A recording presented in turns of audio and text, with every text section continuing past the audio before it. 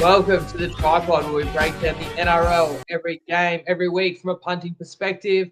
I'm Jacob Wynn. We have a lot to discuss after round 11. The good news is we didn't go 2-2 the last weeks. The bad news is we went 1-2. So losing round, one win, which game did we win? Friday night, we had Knights team total unders. We won as easily as you like. But I also had unders in Sharks Storm, and it was a barn burner, and there was way too many points in that. And then lost today with the Broncos. So I thought Brisbane was going to win well. Brisbane doesn't even win the game. Brisbane has a losing record, right? There was a lot of action, and I want to cover all 8 games around 11. But where else should we start other than Origin? There's injury scare mayhem. Well, some serious injuries and some definitely injury watch for a lot of key players as well, which means I feel a bit silly. I picked my Blues team, picked my Maroons team, picked the team we would like to see. But even on the final round before selections, there's that many players whose status is up in the air, and it changes everything. And let's talk about it. And I'd love to break some news, guys. Let me know, as Joe from the pub says, send help. Let me know if you've come across any news about who's going to be in the Origin teams. Clarkey 30 minutes ago on the screen. Okay, so Dylan Edwards, this was the backline I picked. This was the exact backline, including I can't trust Tommy Turbo. Lomax was awesome Friday night, and everyone had Latrell and Stephen Crichton. But Stephen Crichton is under an injury cloud. I think it was a calf, potentially injured on Friday night. So that's why Campbell Graham is the 18th man. Moses, I just felt you had to have him there. And, of course, Cleary's like your first pick, best player on the planet. So that's your halves. Haas is under an injury cloud too, so though he is expected to be picked. Then Max King. I have spoken about King being an Origin bolter. I would have had Terrell May ahead of King. But you can't deny sort of the form of the Bulldogs. And so King, according to the reports, could get the start there. Robson, we knew he would retain that Blues jersey. There's a few good options, like how good was Coruscant in that previous game, though the Tigers lost. The Cowboys not impressive at all. While New Zealand got a win, I put forward Wade Egan as actually my favourite hooker for the Blues. And I am just a humble Queenslander, but just saying who I think the team is I'm most afraid of. Anyway, we knew that was most likely going to happen. And once again, you've gone a bit with incumbency. You can't go wrong with Liam Martin, what he's done in the Rep Arena and for Penrith, and Angus Crichton, man of the series last year. And Isaiah Yeo has been awesome, even though Penrith haven't won a lot of games this year. Watson, again, you're sticking with a guy that did it last year. Same story for Lenu, Mitch Young, and Mitch Barnett and Huddy Young could not be denied either. Like, I look at the talent of players like Olakau'atu, I just can't leave him out of my side. But Laurie, if he is picking the team, and I'm not saying this is official, this is the expected team. Michael Shamas has reported this on NRL on 9. Then it's quite a similar side to last year. And of course, your halves were Luai and Moses, but you can't leave the best player in the world out. As for Queensland, your guess is as good as mine because there's injuries there as well. But let me know sort of what you think of that Blues team. As Mark says, Appy should be in front of Robson. Jeremy Piper says no excuses. I thought that was no excuses as in that New South Wales team has no excuses, but he says no excuses to not watch the pod live. So I appreciate that. To Tiakotai saying good pick, leave Luai out, he's useless. I mean, he's hard done by, but when you've got, I think the best two halves in the world, you just play them together. As I said in the little video I released, it's not a question of they both usually play first receiver. Yeah, so did Cronk and Thurston, and that worked out all right from my memory for Queensland. Skeptile, big fan, been watching less lately. I had a son, still a true fan at heart. Well, congratulations, mate. Really appreciate that. So we'll talk about how that may not be the final Blues team, how there is still some statuses up in the air, and that goes for Queensland as well. Usually I talk about the game we just saw last, but since we covered Origin to begin with, why don't we just go all the way back and work our way through chronologically. Is chronologically a word? Let's cover my notes on every game, and you guys please let me know how you saw it and add to that. All right, the Knights are kind of shot. Best bet, the only winning best bet this weekend was against the Knights. I talked about how, yeah, you want to redeem yourself when you lost at home and you were up 20-0 against the Titans, but that's also evidence of a team that has deep-seated issues, a rotting core. Knights were pretty awful. Bradman Best was announced out after the pod, so that didn't help cause because Eels flipped into favouritism. And, of course, that reduced the Knights' attack even more so, and it's bleak for the Knights' season. But the Eels were in control the whole way of this game. I mean, Mitch Moses is scoring from bombs, not kicking bombs for a try, but he's going up and catching bombs. So you got major issues if you're the Knights. It was 10-0 for a long period, and I was having recollections of the Knights being down 8-0 for like 50 minutes against the Tigers and coming back. Like, had Newcastle been able to score once, maybe they could have made a game of it. But that's the problem. Couldn't crack the Eels. And once again, the Knights finish a game with one try. And it's a try in garbage time. It's a try with like 6 minutes to go when they're already down 24, 28-0. So the attack is doing absolutely nothing when the game's on the line. Lomax bounces back from his injury in a big way, scores a couple of tries.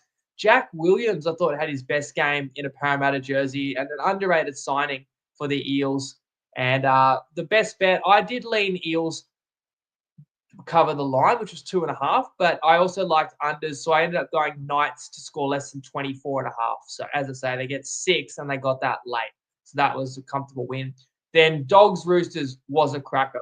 I absolutely should have been on the Roosters with the Undertaker and the Padonis. But if I'm being completely honest, I went 1 and 2 on my best bets, but there were 4 other bets I did consider. And that was the Roosters. That was the Cowboys, which would have lost. I was close to playing Tigers and Raiders. So the ones I left alone, I went 2 and 2 on. So like if I played everything I liked, I would have gone 3 and 4. That's not that different to 1 and 2. Actually, you don't lose as much going 1 and 2 as you do 3 and 4 because we risk 11 every time to win 10. So I just didn't have a good round. I got what I deserved. Of course, yeah, which I would have loved to be on the Roosters. You know, as I said on the pod, I looked at plus not 8.5. I looked at plus 4.5 first half. And then I thought to myself, do you really want Roosters plus 4.5 first half when the Dogs were down 20-0 last week? Like the Dogs will probably come out with more focus. Well, maybe the Dogs learned a lesson in Canberra that it doesn't matter about starting strong because they can win from any position. It was 14-0 to the Chooks at halftime, and the Dogs had barely touched the ball. And again, Padonis had plus 8.5.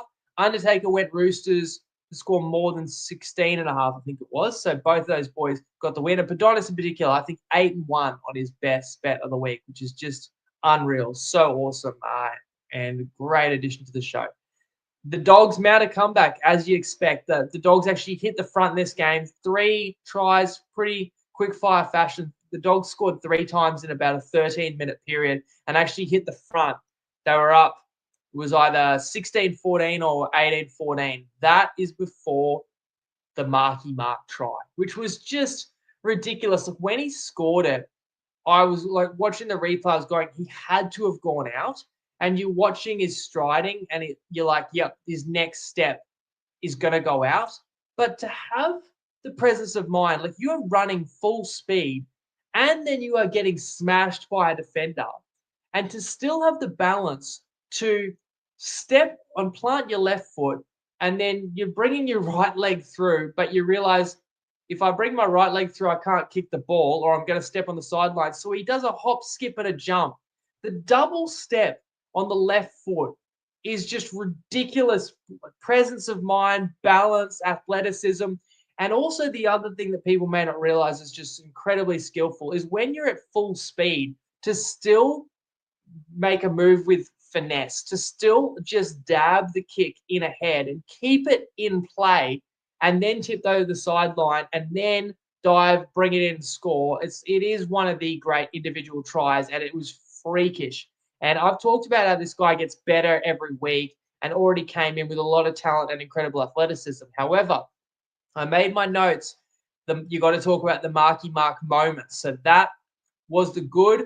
But the bad and the ugly was, and then Sanders Smith nailed the sideline conversion. So the Roosters actually got in front. So the Roosters were down 4 before that moment. But the Roosters also, arguably lose on the back of multiple dropped bombs by Nwanga Nituaze, which opened the door for the Dogs. And then you got to applaud the Bulldogs for keeping composed, striking back again when a try like that could stun you when the Roosters hit the front. But in fact, it's a Burton try that gets the win for the Dogs. And that's a great win when you consider the Bulldogs have several key players out, especially edge forwards. The Roosters were off a bye. The Roosters were off a couple of good wins in a row. And the Roosters played well in this game. I mean, I was looking at the Origin hopefuls. Connor Watson went hard, and it sounds like he'll get in it there as the utility. And, before I actually was surprised to hear that King is likely to play in the front row for the Blues, I actually noted that King had a whale of a game Friday night and is an unheralded leader of the Bulldogs front line.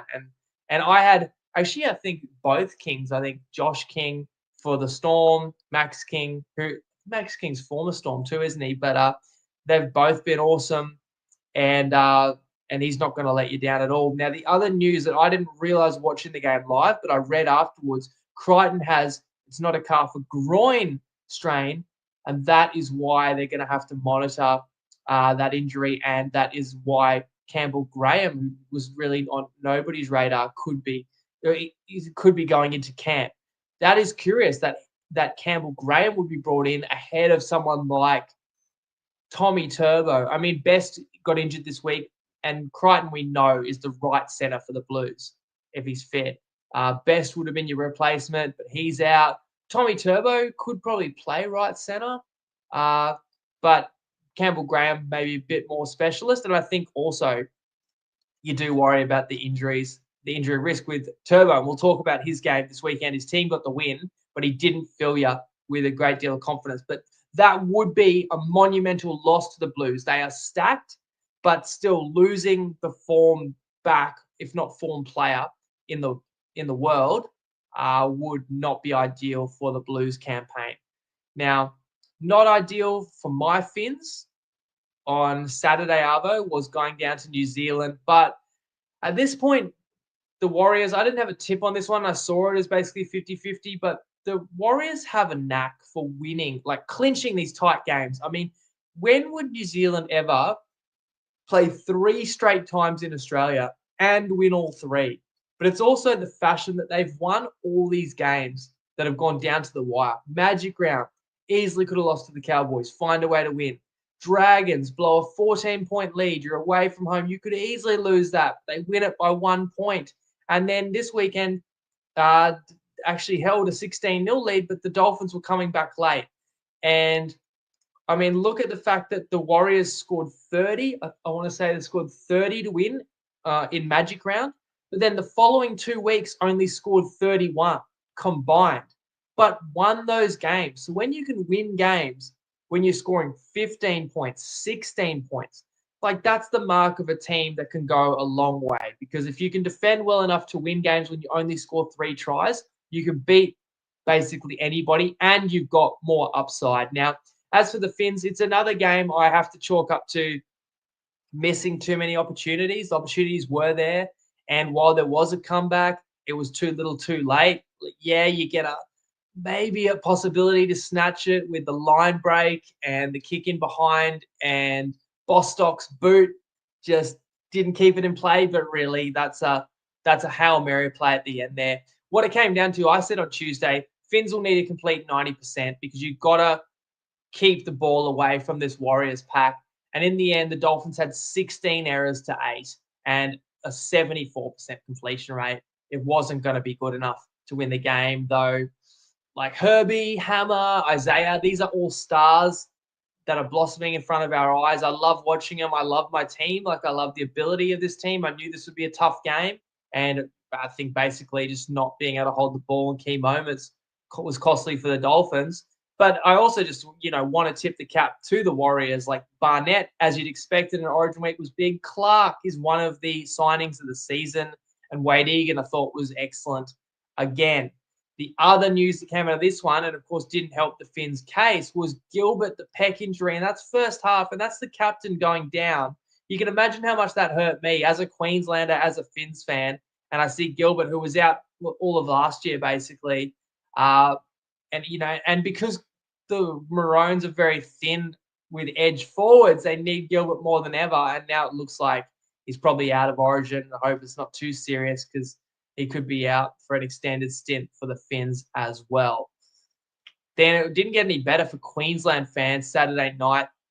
The Seagulls in Townsville won 24-6. Maddie let me know about it because I said on the pod, how were the Cowboys underdogs in the look-ahead line? I wish I could have got a piece of that. Well, I'm glad I didn't because the Seagulls won by 18 points. It was tied at halftime. It was a 6-all game, but the Seagulls blew the game open in the second half. And, that's despite the fact they really didn't lean on the Trbojevic brothers. Well, one Trbojevic brother, but the lesser heralded one. Jake got knocked out. He's going to be out now with that concussion. Tom was definitely coming up lame in that game. That's why I didn't pick him for my Origin team, and I think that's why he may miss out, because as good as he is with the talent and upside of Turbo, you bring him into a game, you don't always have specialist cover for outside backs, and I feel like it's just too frequent that something happens to Turbo and he gets a strain or an injury during games, and that could be a catastrophe for the Blues, and it has happened before. And you just got that many other options that are going so well. I don't think that Laurie's going to look in that direction, which actually could be to Manly's advantage. If Turbo gets left out of Origin, then he's going to have a couple of big games in Origin weeks, just to remind everyone. The Saab acrobatic try was huge. Several players scored amazing leaping tries this weekend, and that was at a key moment. Saab snatching one. And then this game gave me reminders of when the Seagulls rolled Penrith, really, like some slick backline shifts. The ball is going through the hands of DCE, Brooks, Kolar. Hopewadi try, I'd say, sealed it. And then the Burbo try completely blew it out. So Ben Trbojevic was the best of the three Trbojevic brothers. And in one sense, if you can win a game on the road against a good team and you didn't have to lean too much on Turbo, that's a great sign for Manly, although it's not a sight you want to see when he's limping and labouring around the field. But I have to say it was an important, much-needed win for Manly. Their form's been very middling, but that's a sweet one for them, especially going into Origin. And it's the converse for the Cowboys. You got to win a game like that at home when you have your full complement, because there's going to be several Cowboys involved in the Origin campaign, and that's going to make the next few weeks tough. And you want to try and get that win, but the Seagulls matched the Cowboys' speed, and I thought obviously Manly had a greater intensity. More injuries out of this. Talangi calf injury. To me, that ensures. In my Maroons team, my wingers were Coates and Cobbo, but you have three really good wingers for the Maroons. If Talangi's out, then I think it's simple. Cobbo gets the nod on the sting for the Maroons. And DCE clearly won the Dearden duel, but I think they're both going to be in Maroon. I think DCE is going to remain captain, remain halfback. Dearden, at the very least, would be the number 14. But depending on Cameron Munster news as we move to the nightcap Saturday night, if Munster is out, then Dearden will play 6 for the Maroons. So game was everything it promised to be. It wasn't the style game I expected. I thought it could be much more Origin finals style. Two really good defensive teams scored the highest scoring game of the round up to that point. Every single game had gone under, as the Undertaker says, pivotal win for the side bet he's got with me. And I brought it up on Tuesday that I need Para, North Queensland, or the Dolphins to finish higher on the ladder than Manly. So my best hope was the Cowboys, and then Manly got the head-to-head over the Cowboys. So brought it up on Tuesday when it was looking in my favour. Now it's maybe swinging a little bit back to the Undertaker's favour. So I'll give him a shout-out and mention that again. But, yeah, this game, every single game I watched, well, how many am I talking about? I guess I'm talking about 4 games. before this one. They're all unders, low scoring, and I'm like, it could be a good trend for the weekend. And I've got under 47.5 Storm Sharks. Boy, I feel good about that. And then each of these teams has scored virtually every trip to the opponent's 20-meter zone. And it was a game where you never felt good about unders from the beginning, where it was like Storm scored 5 minutes in, Sharks answered 5 minutes later. I mean, I don't know if I've played a part in that. The Storm had not conceded 25 in a first half for over 10 years. Of course, they'd do it when I've got unders. And then once the Storm's down a couple of tries, then your unders are toast because you know the firepower the Storm possess, they're going to fight back. But the key to this game was the Sharks pack actually stepping up and just winning the contest against the Storm. How about this stat for you? Adam Fanua-Blake dominated this clash, and Fanua-Blake had more meters post contact. So just his meters after contact was more than any of the Storm props totaled. Fanua-Blake something like 130 meters after contact. All right, so like that says a lot right there. Now, I know the Storm made it very interesting second half. Harry Grant was back, so they were full strength, no excuse, but the defense was really what was lacking for Melbourne. Letting in 25 in the first half ultimately was what was their undoing. If I look back at it, you know, any game where the Storm have Fa'alongo is not great for unders because he's usually going to have a hand in a try, but he'll also probably give the opponent one. Like he's not a big body defensively, and I think he did get steamrolled for one of the tries. Enthralling game. I was going to say Munster in great origin touch. He had 3 try assists. But Munster apparently has a suspected broken jaw, did I read? Braithen Astor is Munster's mate and agent, and he said Munster's in doubt with a jaw injury. Is the latest, I believe, I have heard. So let me know what you think, guys. I mean, it's a clear swap. Munster was not there last year, did and played 6. That would be the case if Munster's out. But I was really hopeful for Queensland that Munster was looking in good touch in this. And Munster was going to be the half I couldn't leave out. And then it was a question of whether I would start DCE or Dearden as my 7. But if Munster's out, I mean, it makes the decision easier for Billy. But then it probably opens up a utility spot as well if Dearden's into the starting lineup. It's not good news for Queensland. Although Harry Grant playing and getting through the game is something for Queenslanders. I've also got to mention, since we talked a bit about aerial acrobatics and outstanding individual tries. I mean, Coates' try in this one, that AFL hanger, his shins are 2 meters off the ground. That was just ridiculous, that try, which made it, I think, a 5-point game. I think that was the try that pulled it in. Thanks for the update, guys. Yeah, they're saying Matty Johns. You shouldn't be watching Matty Johns live. You should be watching the TryPod, but maybe you got both on. That they've confirmed a broken jaw for Munster. So that is horrendous timing. It's not good news for the Storm, the premiership favourites. That's a double blow for them as well. If any team's got cover, you know, Tyrone Wishart can go straight into that position, but still, it's never a good thing. And Melbourne will miss Grant through the next period. Is the Storm and Xavier Coates? Like, Melbourne doesn't actually get hurt by Origin too bad these days. As good as Pappy's been, I don't think he gets picked. Of course, Hughes is a Kiwi.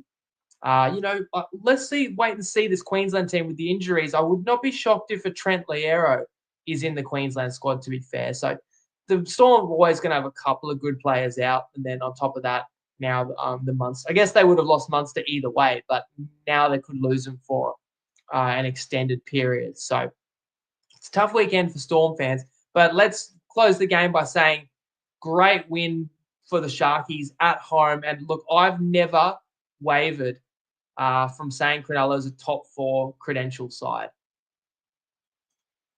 Christopher says Fox, he was a guest appearance and didn't say anything. That's a good point, actually, because when I was jumping on to go live, I noticed Munster was on the couch. And Undertaker says Matty John's on the couch seems fine. So has he got a broken jaw, or if he's got a broken jaw, why is he on the Matty Johns show having a chin wag? So now I'm actually confused. So if someone can clarify to me, then have I got hope? Is Munster back in the fold? Let's move to today. As James Graham says, Madge has lost the locker room. I have lost a bet here. I'll wear that because it's just this game really surprised me. Brisbane needed this win badly. 2 p.m. at Suncorp on a sunny afternoon. Brisbane just doesn't lose games like this to bottom 8 sides if they're a true contender. And I laid 10.5 with Brisbane as my third best bet. I was 1-1 going into it. Good start. You're up 12-0. So as a favourite, when you're already covering the line, then you've only just got to tread water and match the opponent the rest of the way. First 2 tries, Ezra Mam had a hand in both. It was a forward pass, to be fair, the first try for a Mam's assist. And then, look, nice solo try, stepped while the pass was in the air, put the Broncos up a couple of tries. But that fight from St. George, they refused to go away. Sloan had a beautiful aerial try. That was before half-time. But second half is the key, where Brisbane lacked that killer instinct that they really should have not only won, but gone on with it and won well. It's 14-6 to Brisbane, and Jaden Sewer is in the bin. You need to extend the lead at that point, and instead, Brisbane concedes 2 tries with a man advantage. One is a Gutho try. Look, Gutho is a warrior and a leader and an inspiration and scored a couple of tries in this game. Amazing. But you still shouldn't be letting Gutho beat multiple defenders and score from 10 or 15 meters out, picking up an offload. And then the Liddell try is a little bit fortuitous for the Dragons, but you make your own luck. He pounces on a loose ball, takes it 70 meters, swings the game, really, that try. When you score 2 tries against 12, but also just at home, you've given up 30 points to a Dragons team that I've said week in, week out has second-rate halves. And that you've got no one to blame but yourself, Brisbane. Your defense is just not up to it. And that's a game you had to win after losing 4 of the last 5. Now, Brisbane has lost 5 of the last 6. Stags did score a long-range try that actually put Brisbane ahead again. And with 15 to go, Brisbane was up like 2. And I was still thinking that might break the Dragons' hearts. Often you could actually get a couple of soft tries late. We've seen a couple of scores blow out this weekend. But no, St. George scores an amazing team try where the ball goes all the way from the left wing to the right wing to score. Sloan gets a double, and then Gutho seals it with a scrum play. And I know Brisbane made it interesting late, but essentially the Dragons, awesome win, much needed too. I will say when the Dragons get a win like that, it does make you question when Dragons can play that well today. Like, how did the Dragons let so many other games slip this year? The Dragons could honestly be a top 4 side if they'd won the games where they were in control or were in the balance. Maybe if they just had like one more class half, they'd have probably 3 extra wins this year. But total desperation in the end was needed. Like, Payne Haas looked like he was about to score. Dragons kept him out, though then it was a penalty to Brisbane. So Brisbane got that last 70 seconds to bang on the door, but the Dragons wouldn't let him in. As I say, Brisbane goes from being 4 from the first 5 to then losing 5 from the next 6. That is panic stations. The drums will be beating. The pressure will be on. I want to read some of your comments out because I've seen a couple about Madge. And again, Brisbane, a side that's always going to have key players involved in Origin, that's a tough period to navigate. Another point I wanted to make, Val kicked his goals this week, and that was key because the Dragons had a lead by 4 late, and Brisbane got a penalty right in front of the sticks at the end, but down 4, had to go for the try. If Val misses any of those wide conversions, Brisbane could tie the game there. So bad call by me. I'll wear that one because I had the Broncos laying the points, just like I laid the points in New Zealand, and Brisbane didn't even win. I really didn't think St. George would have that fight back in them this week. I thought St. George were ripe for the picking after some tough losses in recent weeks. And I also thought Brisbane should have been a lot better today. And now Brisbane's got a long time to stew on these results because Brisbane's on the bye next week. And then, as the Undertaker comments, Brisbane has an Origin week match at Brookie. I think that's going to be like 3 days after Origin 1. And you potentially have Turbo not getting picked for Origin. So that could be a really tough road trip for Brisbane. On top of that, let me know what the latest news is, guys. Someone please still explain to me. Has Cam Munster got a broken jaw or he doesn't? Right? Can you be a guest on the Matty John show and be chatting away with a broken jaw? Like, is he out for the game but he can still chat? Something doesn't add up to me. I know I'll find out afterwards, but I would love to know now if someone else can paint that picture for me. But Carrigan also has a jaw injury, or was it just a cut lip? I saw an article saying that there was a scare with Carrigan, although apparently Madge said he's likely to be right.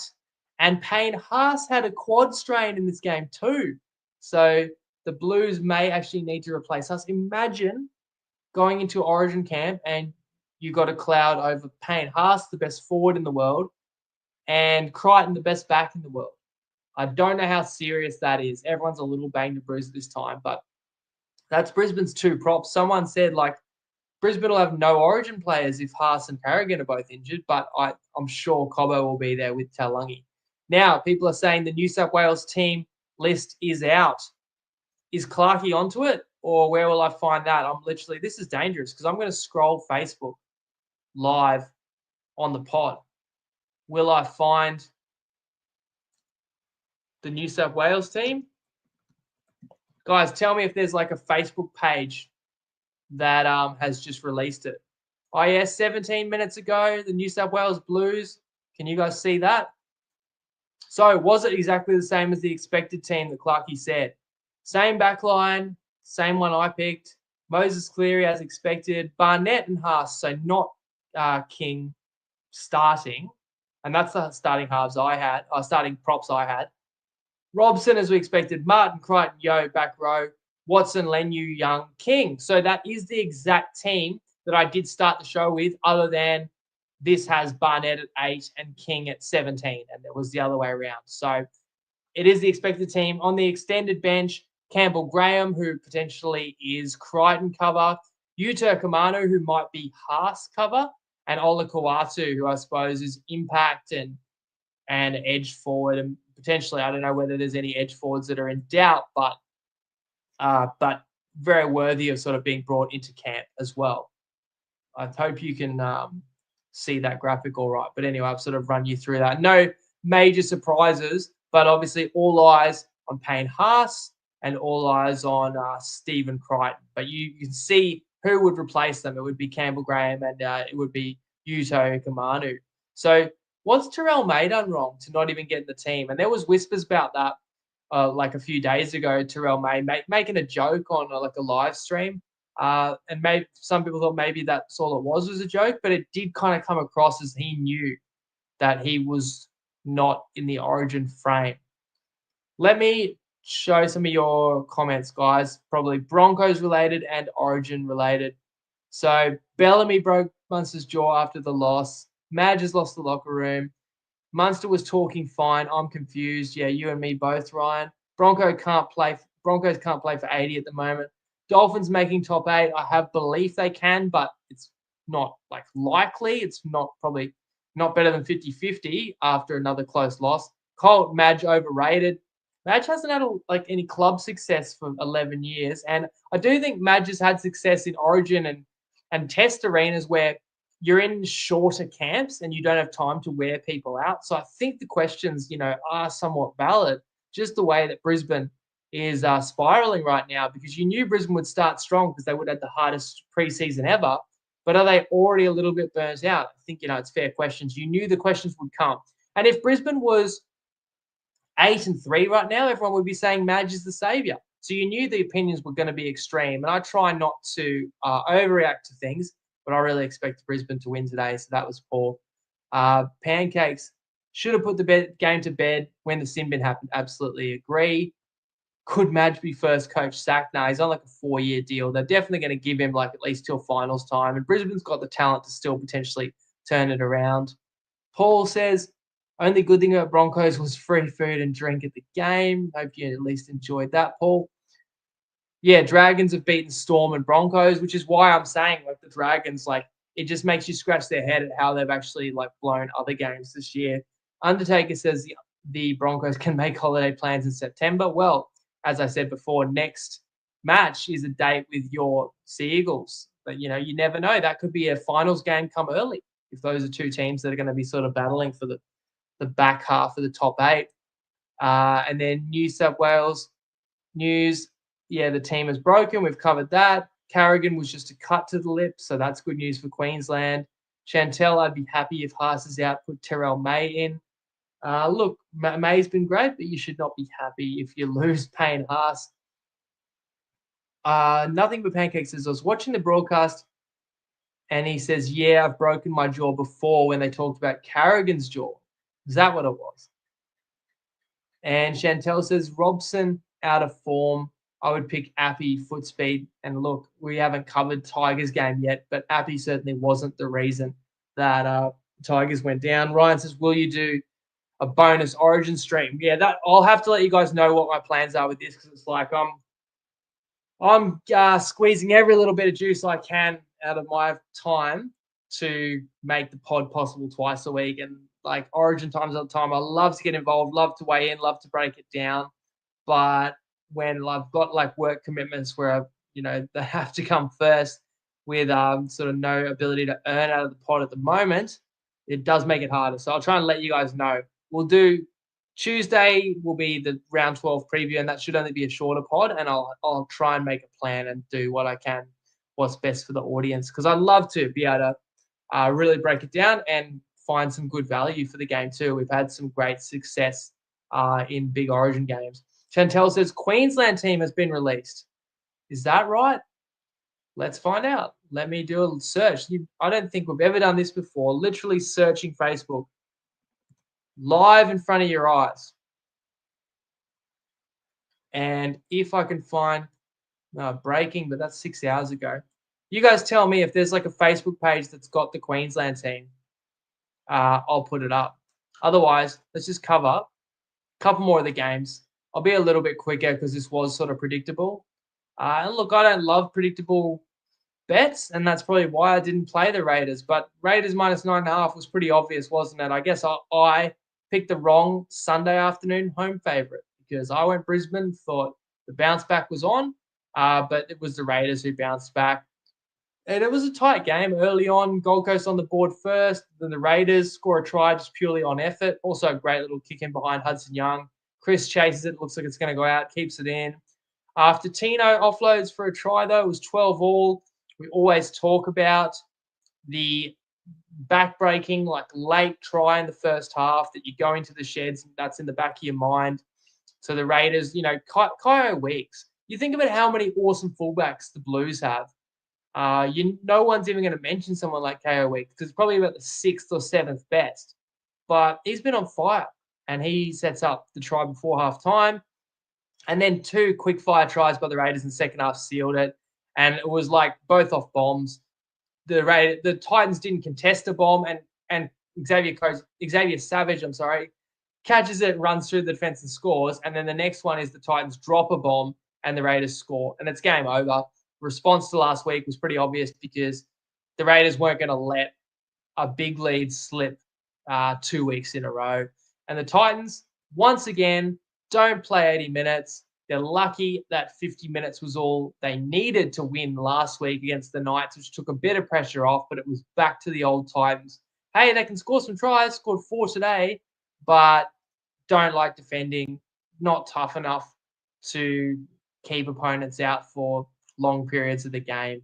So as Colt says, game winners I expected. It's definitely one you kick yourself if you didn't sort of lay the points with the Raiders, but I can't complain. I'm not going to be that guy that says, I nearly had Raiders, I nearly had Roosters. I did say that, but I also equally admit I nearly had Tigers and I nearly had Cowboys. So it does go both ways. I might even find the predicted Queensland team. If someone knows a Facebook page that posted Pete Bedell's predicted team, I'll pull that up last. If you guys just tell me, that's an easy way I can find the graphic. Has any Facebook pages posted a graphic of that? Let's speculate. But let's end the NRL talk with Tigers Souths. It was a pretty exciting game. I love a Sunday footy match.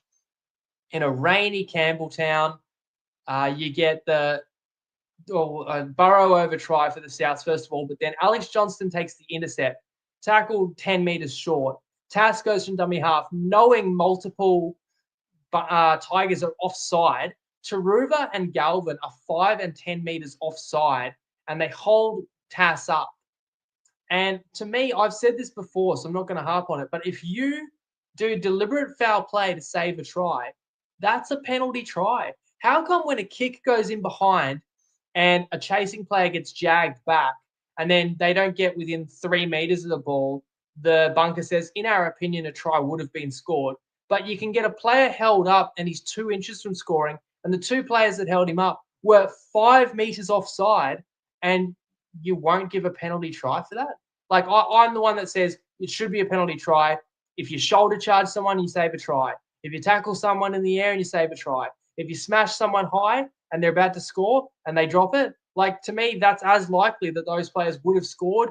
You shouldn't be using foul play to stop a try. So that's strange. But it does bring up the old argument. What would you rather have, 6 points or a penalty and the opponent down to 12?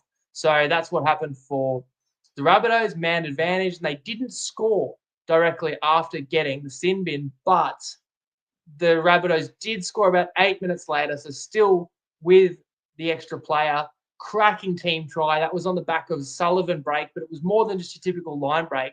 It was a line break, and then the Bunnies kept the ball alive, multiple offloads before scoring. But then the game took a swing. Those critical points before halftime, Api Coruscant's solo 70-meter try from first receiver in a Tigers set where they were going nowhere, and suddenly it's 12-6 at halftime. It's game on. Then there was a key captain's challenge where the Tigers turned what was nearly a Latrell length of the field try into, they caught a little knock on there. It's just a strange moment because West would never have been able to challenge that if they didn't bundle Latrell over the sideline. And I thought they did that illegally, but then they won the challenge anyway. However, the Bunnies kept West out. I think West's errors were their undoing. Like, there was one moment where West were on the Bunnies try line and Fayunu got injured, hurt his knee, and then he actually stumbled playing the ball because his knee was injured, and it was a turnover.